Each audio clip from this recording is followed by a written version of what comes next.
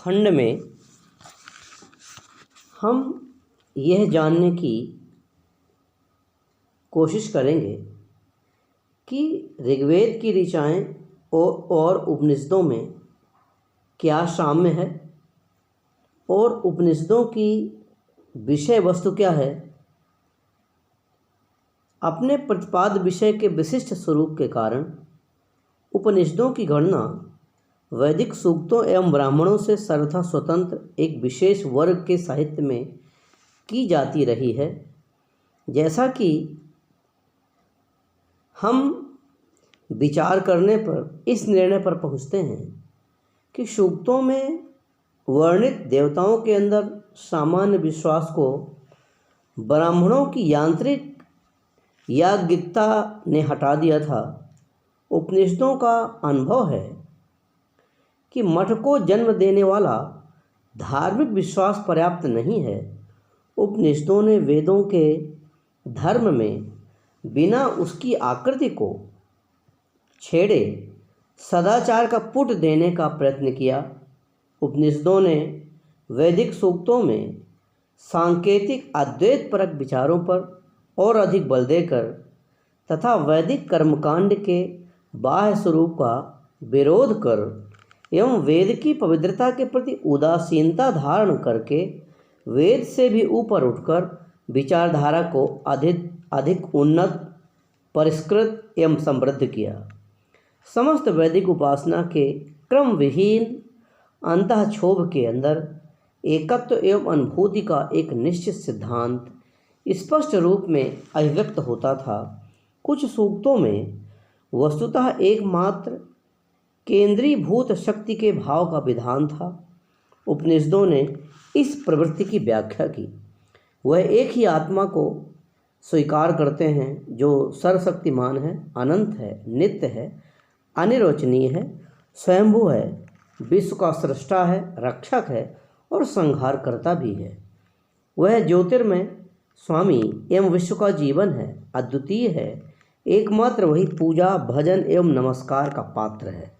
वेदों के अर्धेश्वर रूपी देवताओं का विनाश करके सत्य स्वरूप ब्रह्म सामने आया। कहा, एक प्रसंग आता है कि हे याज्ञवल्क्य, देव कितने हैं? उसने उत्तर दिया, एक। अच्छा, अब अगले प्रश्न का उत्तर हमें दो। अग्नि, वायु, आदित्य, काल, अन्न, ब्रह्मा, रुद्र, विष्णु। कोई किसी एक देव का ध्यान करता है तो दूसरा किसी अन्य का। इनमें से बताइए हमारे लिए सबसे उत्तम कौन है? और उसने जिज्ञासुओं से कहा, ये सब मुख्यतः सबसे ऊंचे, अमर और अशरीरी ब्रह्म के ही अभिव्यक्त रूप हैं। निसंदेह यह सब ब्रह्म ही हैं। मनुष्य उन अभिव्यक्त रूपों का ध्यान भी कर सकता है और चाहे तो उन सबको त्याग भी सकता है। दृश्यमान अनंत और अदृश्य अनंत दोनों ही उस पूर्ण आध्यात्मिक ब्रह्म में समाविष्ट हैं। भारतीय चेतना के अंदर बहुदेवता संबंधी विचार अत्यंत गहरी जड़ पकड़ चुके थे, जिन्हें आसानी से उखाड़ा नहीं जा सकता था। अब वे सब देवता एक देव की अधीनता में आ गए। ब्रह्मा के बिना अग्नि घास के एक तिनके को भी नहीं जला सकती, वायु भूसे के तिनके तक को नहीं उड़ा सकती। उसी के भय से आग जलाती है, उसी के भय से सूर्य चमकता है और उसी के भय से वायु, मेघ और यमराज अपने अपने कर्तव्य का पालन करते हैं। कभी कभी बहुत से देवताओं को एक ही पूर्ण के अंग रूप में बतलाया गया है। 5 गृहस्थ पुरुष उद्दालक को अग्रणी बनाकर अश्वपति नामक राजा के पास पहुँचे, जिसने उनमें से हर एक से पूछा, तुम आत्मा के रूप में किसका ध्यान करते हो? पहले ने उत्तर दिया, द्विलोक का। दूसरे ने कहा सूर्य का। तीसरे ने कहा वायु का। चौथे ने कहा शून्य आकाश का और 5वें ने कहा जल का। राजा उत्तर देता है कि उन सब में प्रत्येक ने सत्य के केवल एक पार्श्व की पूजा की है। उस मुख्य सत्ता का द्युलोक शीर्ष स्थानीय है, सूर्य चक्षु स्थानीय है, वायु प्राण स्वरूप है, शून्याकाश धड़ के समान है, जल मूत्राशय है और भूमि पाद स्थानीय है। यह विश्वात्मा का चित्र है। अल्पमत के मान्य दार्शनिक विश्वासों और अधिकतर संख्या के काल्पनिक अंधविश्वासों के बीच समझौता हो जाना ही एकमात्र परस्पर समन्वय का संभव उपाय है।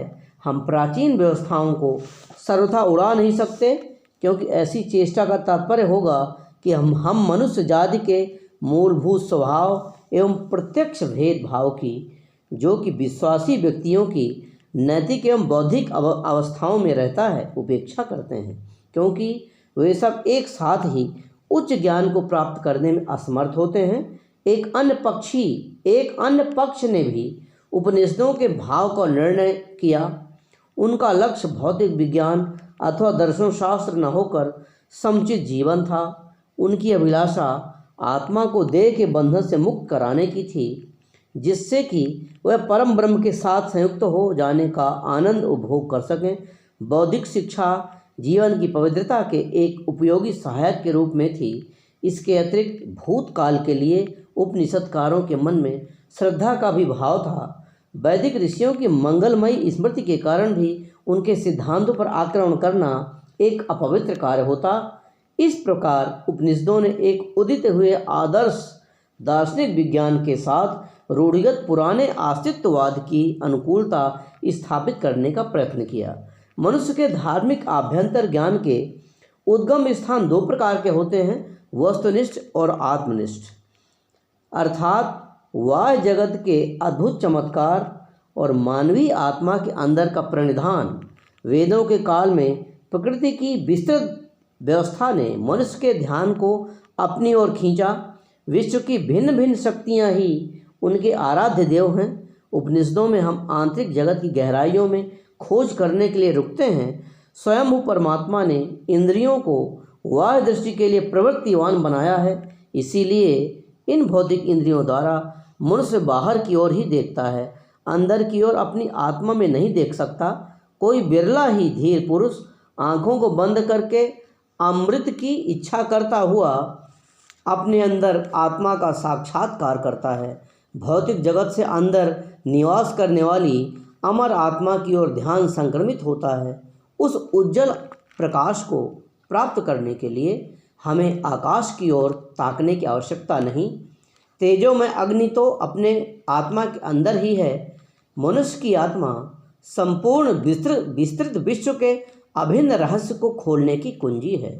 हृदयाकाश एक स्वच्छ जलाशय के समान है, जिसके अंदर सत्य स्वयं प्रतिबिंबित होता है, और इस परिवर्तित दृष्टिकोण ने परवर्ती परिणामों को जन्म दिया।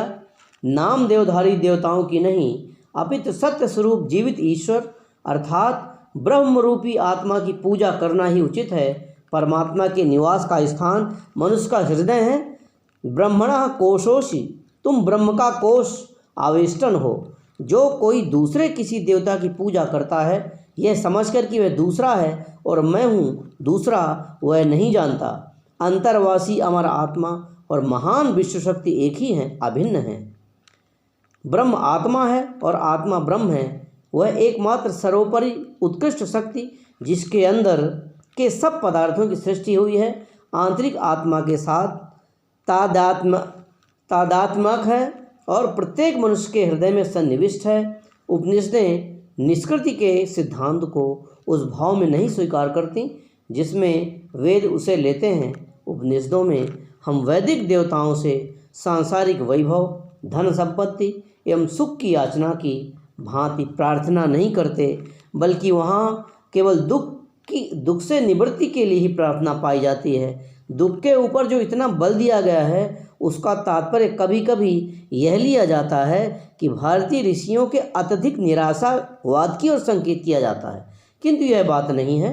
वेद विहित धर्म निश्चय ही अत्यंत सुखोत्पादक था, किंतु वह धर्म का एक हीनतर स्वरूप था, जहाँ की ऊपर के आवरण के नीचे विचार ने कभी प्रवेश नहीं किया। उस धर्म में मनुष्य की सुखमय संसार में अवस्थित होने की प्रसन्नता मात्र पाई जाती है। देवताओं से मनुष्य भय भी खाते थे और उनके अंदर विश्वास भी रखते थे। इस पृथ्वी पर जीवन सादा, मधुर और भोलापन लिए था। मनुष्य की आध्यात्मिक आकांक्षा सांसारिक सुख को तुच्छ बताकर मनुष्य को अपने अस्तित्व के वास्तविक प्रयोजन के ऊपर गंभीर चिंतन करने के लिए प्रेरणा करती है। प्रत्येक नैतिक परिवर्तन एवं आध्यात्मिक नवजन्म के लिए वर्तमान वास्तविक स्थिति के प्रति असंतोष का होना पहली शर्त है। उपनिषदों का निराशावाद समस्त दर्शन शास्त्र की पहली अवस्था है। निराशा अथवा असंतोष व्यक्ति को संसार से मुक्त होने में प्रवृत्त करता है, किंतु यदि बचने का कोई मार्ग न हो और न ही मुक्ति की प्राप्ति के लिए कोई प्रयत्न हो तो उस हालत में असंतोष हानिकारक है। उपनिषदों का निराशावाद उस हद तक विकसित नहीं हुआ कि वह अन्य समस्त पुरुषार्थ को दबाकर निष्क्रियता पैदा कर दे। जीवन के प्रति श्रद्धा एवं भक्तिभाव इस अंश में पर्याप्त था कि सत्य के यथार्थ अन्वेषण के लिए प्रेरणा मिलती रहे। बार्थ के शब्दों में दुख एवं क्लांति के भाव की अपेक्षा उपनिषदों में कल्पनात्मक साहस की मात्रा कहीं अधिक पाई जाती है। उपनिषदों के क्षेत्र के अंदर निसंदेह ऐसे दुखमय जीवन का वर्णन कुछ स्थलों पर पाया जाता है जो जीवन मरण के निरंतर चलते हुए चक्र में जकड़ा हुआ है, और उसके रचयिता निराशावाद से इस अंश से बचे हुए हैं कि वे दुख से मुक्ति पाने की घोषणा करके प्रसन्न हैं। संसार अथवा पुनर्जन्म के सिद्धांत का आविष्कार करने के कारण उपनिषदें निराशावादी हैं, यह कोई हेतु नहीं है। इस पृथ्वी का मनुष्य जन्म धारण करता है, इस पृथ्वी पर मनुष्य जन्म धारण करता है आत्मा की पूर्णता के लिए, उच्चतम सुख और आध्यात्मिक सत्य की सर्वांगीण प्राप्ति के लिए। हमें पुरुषार्थ करते समय संसार के नियंत्रण में से गुजरना जरूरी है। आत्म विजय से उत्पन्न होने वाले हर्षातिरेक से ही जीवन में अभिरुचि उत्पन्न होती है। संसार केवल आध्यात्मिक अवसरों की एक परंपरा मात्र है। जीवन आध्यात्मिक पूर्णता की प्राप्ति के लिए यात्रा करते हुए मार्ग में एक पड़ाव की भांति है। अनंत की ओर प्रस्थान करने की दिशा में यह एक कदम है। यह वह समय है जिसके अंदर आत्मा को नित्यता की प्राप्ति के लिए तैयारी करना है। जीवन केवल खोखला स्वप्न नहीं और न ही संसार आत्मा की निश्चेष्टावस्था है। परवर्ती समय के भारतीय विचार के इतिहास में पुनर्जन्म संबंधी व्याख्याओं में हमें इस उत्तम आदर्श का अभाव दिखाई देता है। इस काल में जीवन को आत्मा की भूल का परिणाम और संसार को एक निरंतर घसीटने वाली बंधन श्रृंखला कहा गया है।